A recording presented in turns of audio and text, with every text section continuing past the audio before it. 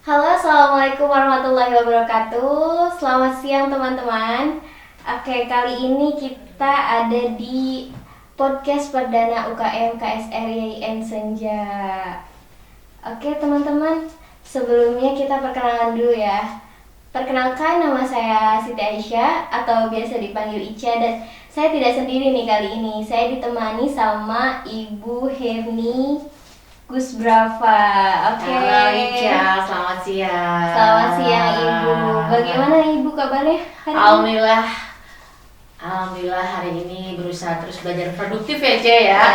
Betul itu. Kali ini kita bakal ngebahas tentang kultur shock nih Bu. Mungkin teman-teman semua pasti pada bingung nih, apa sih kultur shock itu? Mungkin nanti Ibu bisa mengulas mengenai kultur shock, bagaimana cara mengatasinya, begitu. Oke. Silakan Ibu bisa dimulai. Makasih Ica. Selamat siang semuanya teman-teman. Luar biasa ya, hari ini pertama kali HG diundang di KSR ya. Iya betul. Dan tentunya semoga apa yang kita bincangkan hari ini bermanfaat ya. Bicara tentang culture shock itu memang tidak terlepas bagaimana caranya seseorang menyikapinya ketika dalam kondisi tidak nyaman ya. Entah itu dalam kondisi ketidaknyamanan, ketidakamanan terhadap situasi atau harus menuntut seseorang itu untuk adaptasi baru ya. Iya betul. Ya. Apalagi para maba nih Bu. Iya. Maba kan baru pertama kali ngerantau gitu. Pasti mereka mengalami kayak kultur shock, atau mereka nggak sadar nih bahwa mereka ini ternyata terkena kultur shock karena ya kurang wawasan atau kurang nggak tahu nih Bu mengenai kultur shock itu. Oke. Sangatlah mungkin bagi teman-teman yang saat ini menjadi maba dan biasanya itu terbiasa dengan segala sesuatu bersama atau beriringan dengan keluarga, tiba-tiba harus berpisah itu rasa gimana gitu ya. Pasti galau gitu kan? Ya, ada rasa galonya, ada rasa cemasnya, atau berangkat, bisa nggak ya, mampu nggak ya aku itu hidup tanpa keluarga atau jauh dari keluarga gitu kan. Dan itu kita sebut dengan culture shock, di mana dalam culture shock itu ada suatu kondisi psikologi seseorang yang merasa nggak nyaman karena adanya pola perubahan perilaku, terutama dalam bentuk budaya, entah itu budaya pemikiran, entah itu dalam budaya tindakan, budaya perasaan, ataupun itu sendiri budaya tempat tinggal ya. Iya, nah seperti itu gitu Ica. Nah, bagaimana sih Bu kayak ciri-cirinya deh, ciri-ciri gampangnya terkena kultur shock tuh kayak gimana? Oke. Mungkin sebenarnya kalau kita bicara tentang culture shock itu sendiri kan ada kategorinya nih Cia ya. Ada kategori yang tinggi, sedang, ataupun rendah itu sendiri. Atau mungkin di antara kita juga pernah mengalami hal itu ya Cia. Mungkin bisa jadi kita sudah pernah mengalami, tapi belum tahu itu istilahnya namanya culture shock gitu ya.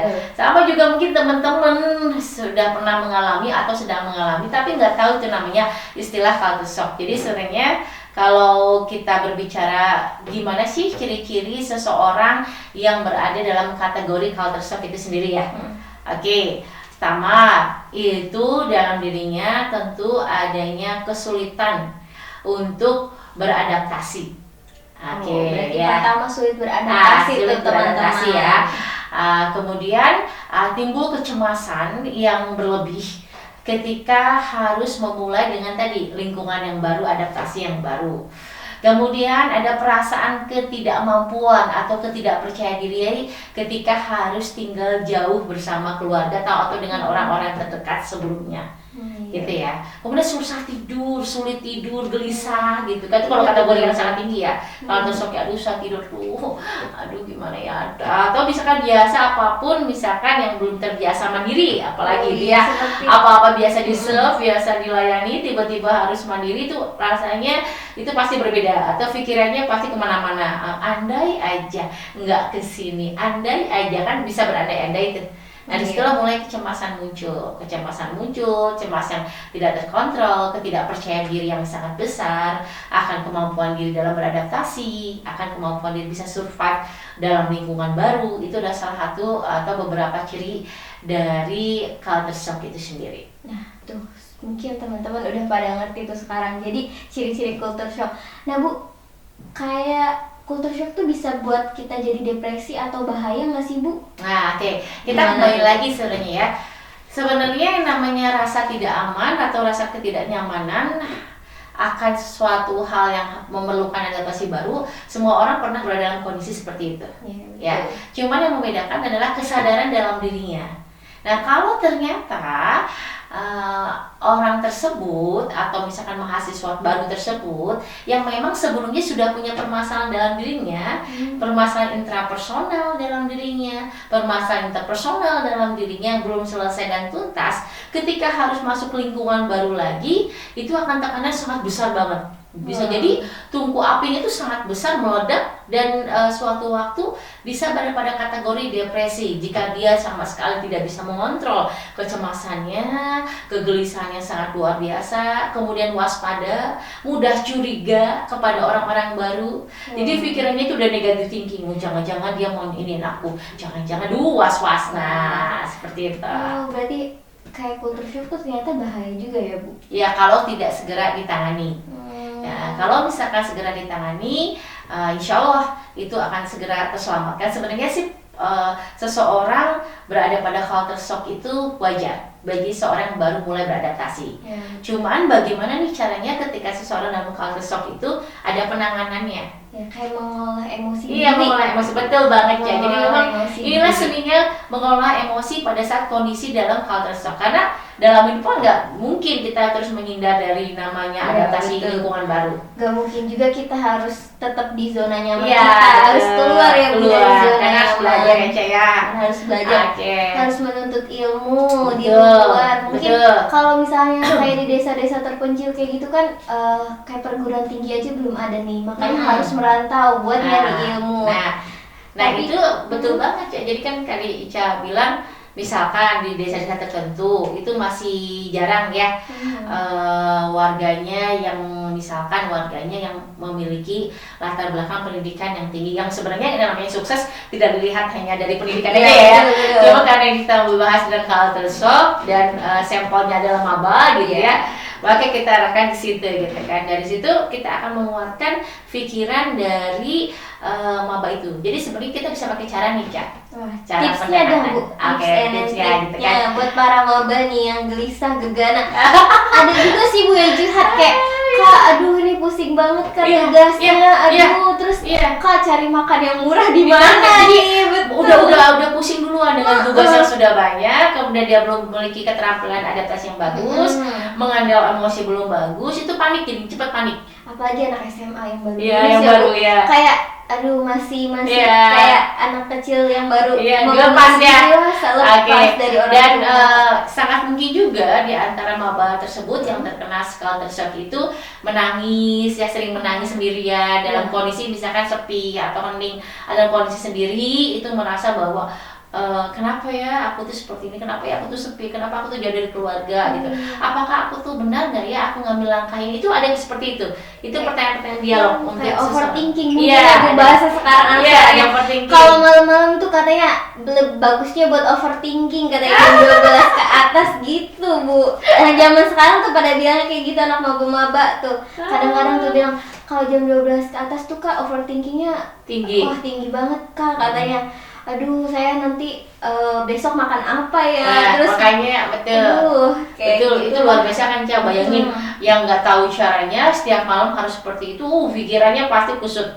Ya besoknya harus kuliah, harus yang hadapi belum bagian tugas-tugas yang lain. Bener banget ya, makanya butuh penanganan Ca. Betul. Kayak penanganannya mungkin tadi apa aja nih Bu? Oke. Kalau HG karena dari segi konseling kita memahami psikologi seseorang, gimana sih seseorang itu bisa keluar atau bisa menghadapi atau berdamai dengan culture shock. Karena memang proses berdamai itu nggak mudah. Untuk orang bisa berdamai itu pasti ada proses deny dulu. Menyalahkan dulu. Ya, menyalahkan diri ya. Menyalahkan diri sering banget itu. Kesini kenapa orang tua aku nyuruh aku kesini, kenapa aku kuliah? Nah, gitu tuh deny. Itu tahap kita sebelum menerima diri kita deny. Setelah deny apa? Marah dengan kondisi, dengan keadaan anger gitu kan.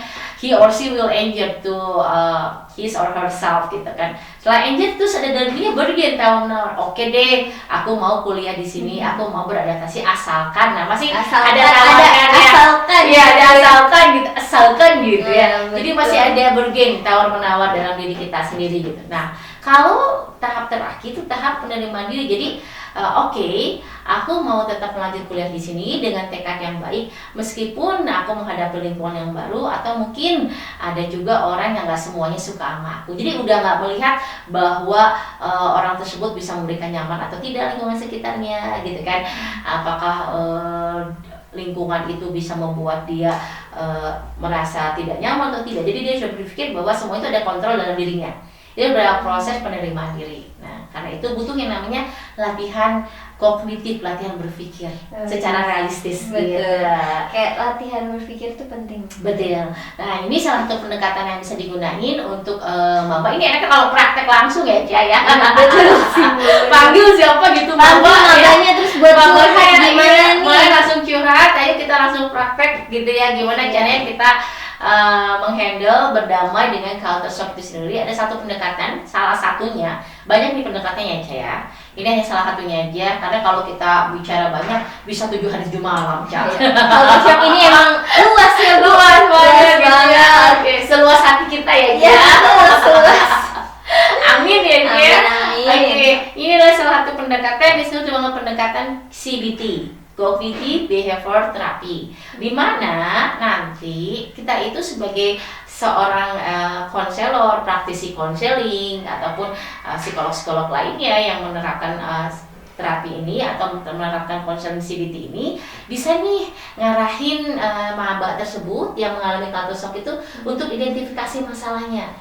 Oke, pikiran yang munculnya seperti apa, perasaan yang muncul seperti apa, tindakan yang muncul seperti apa. Itu pikiran, perasaan, dan tindakan itu yang disfungsional, yang kalau kita bilang kecemasan yang berlebihan atau misalkan maladaptif atau yang tidak rasional, karena kita menjadi rasional. Iya. Nah gitu kan, Iya. misalkan gini, tadi Ica bilang jam 12 malam tuh gitu Waktunya ya, buat waktunya overthinking. overthinking, kata yang mengalami culture shock yang tapi belum bisa menghandle ya.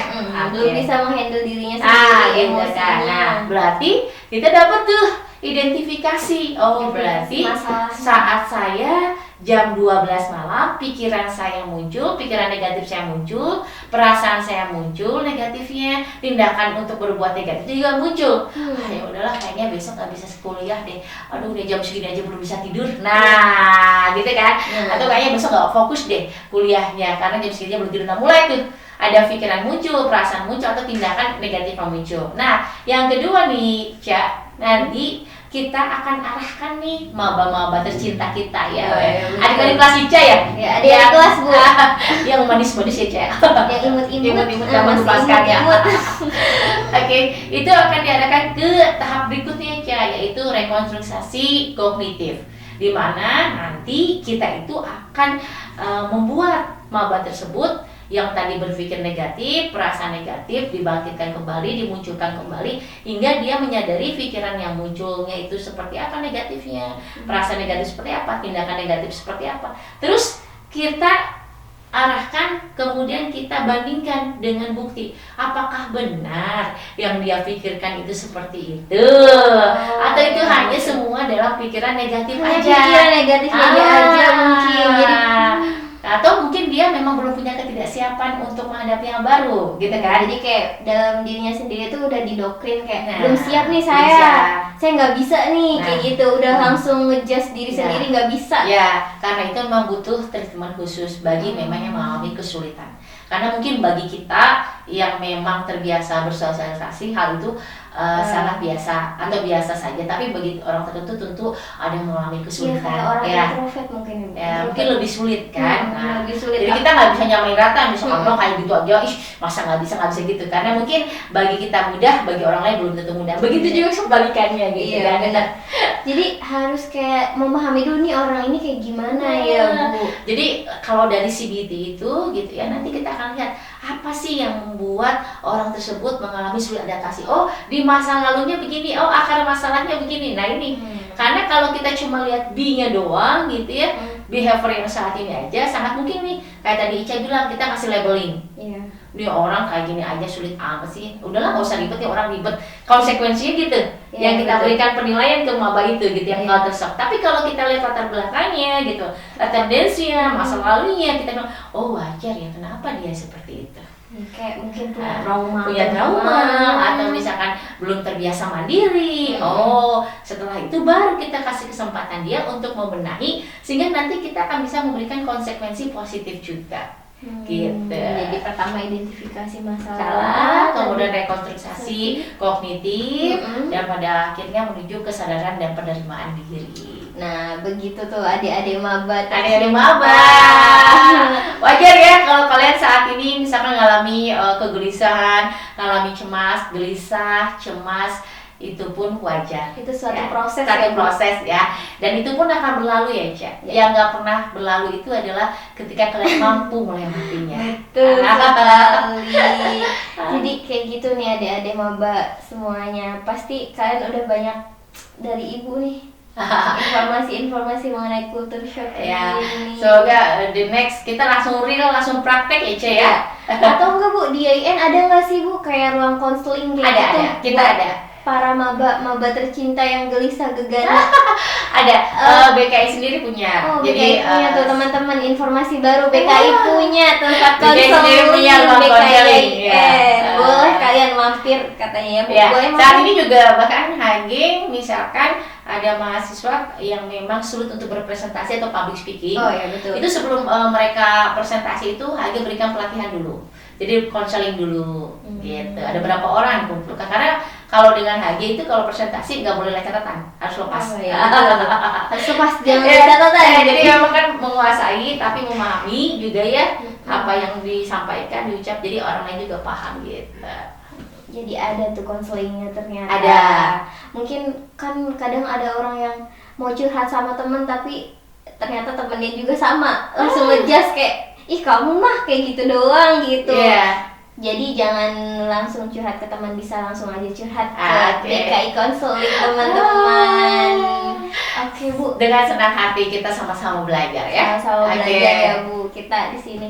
Oke Bu, mungkin udah berbincang-bincang lama nih. Kayak mungkin terakhir closing statement dari Ibu Oh, mungkin. coaching statement. Iya, Oke. buat para maba tercinta nih. Oke. Barangkali. Ya, tadi seperti HG udah bilang sebelumnya sebenarnya perasaan gelisah gitu ya, perasaan cemas ataupun perasaan kurang percaya diri, perasaan merasa sulit beradaptasi, itulah wajar saat di awal-awal, Iya, gitu betul. kan. Dan semuanya itu akan berlalu. Yang nggak akan pernah bisa berlalu dan kalian lupakan adalah ketika kalian mampu menuntaskannya. Gitu. Iya. Jadi kenali emosimu dan bertindaklah dengan cerdas. Betul, Oke. benar cerdas. Oke teman-teman, nih udah waktunya udah mulai habis. Habis Oke. ya. Terima kasih Ibu. Sama-sama, Ica. Telah mau diundang di acara podcast kita. Sama-sama, Ica. Mungkin next time kita bakal ngobrol-ngobrol lagi. Amin, Bu. amin, amin. Oke semuanya, see you and bye-bye. Bye.